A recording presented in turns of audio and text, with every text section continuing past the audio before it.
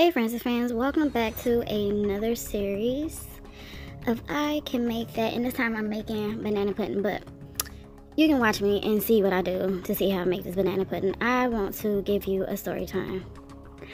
So I remember when I encountered my first stalker. Yes, my first stalker. I encountered it at the age of, I want to say 15. When I was in the 10th grade. I used to stay in Wisconsin when I moved with my dad at one point. And one day, of course I'm in La La Land, I decided that I wanted to have earphones in my ears. I think I kind of normally have earphones in my ears like every blue moon, but this time I had earphones in my ears. And while having earphones in my ear, listen to a whole bunch of stuff that I shouldn't be listening to.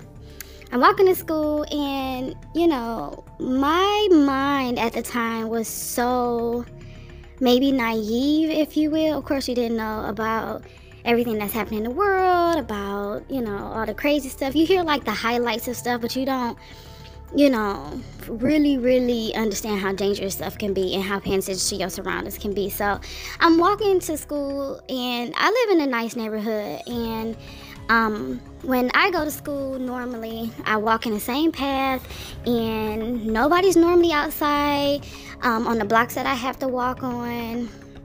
Nobody's normally kind of around.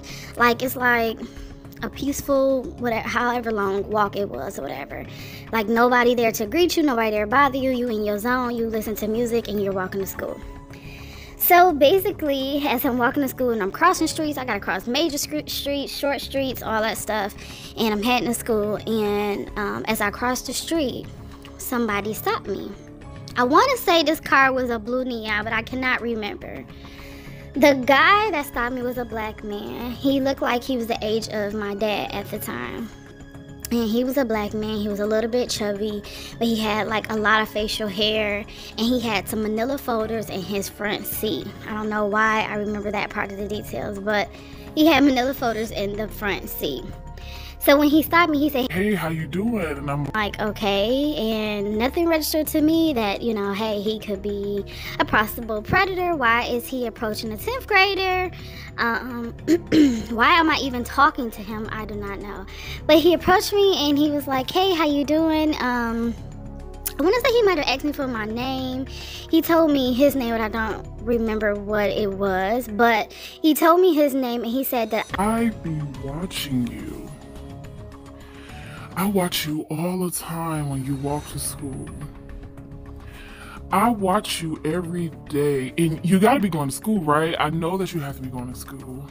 But I be watching you.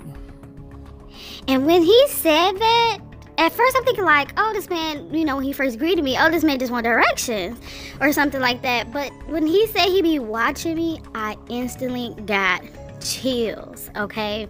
Instantly got chills. And I'm like, WTF? And I heard what he was saying, but I was thinking like, how, when, where, you know, why, what's going on or whatever. But yeah, for part 2, you have to wait till my next video.